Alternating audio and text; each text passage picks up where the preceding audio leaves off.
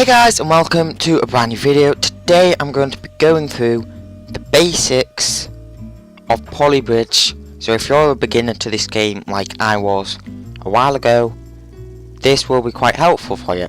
Our first tip is never ever use squares.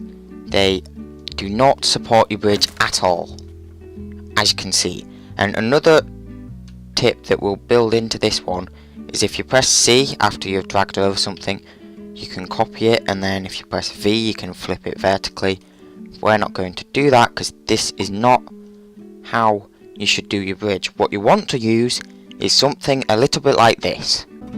It's over budget, which is besides the point, but as you can see, triangles are a lot stronger than squares, and they actually work.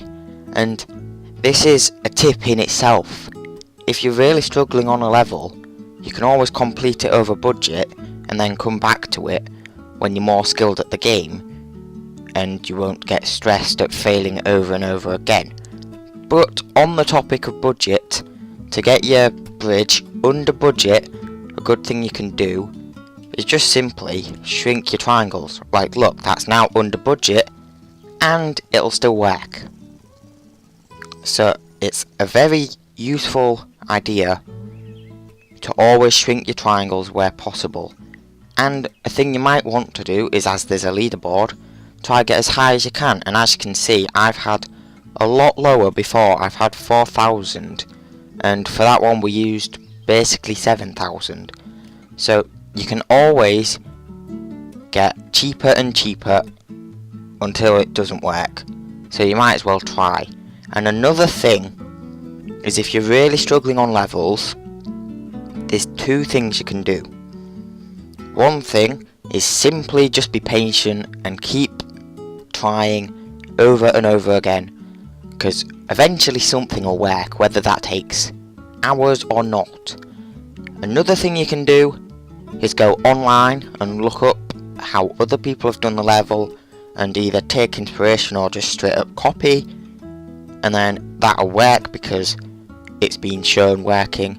And another thing you can do, which I've done a bit, is if you're struggling with the single player campaign levels, you can go into the workshop and play levels here, as there's a lot of them, and you can just play through all of them. And some of them might be harder than the campaign levels, but some of them will be much easier. Another place to help you if you're struggling on levels is the gallery.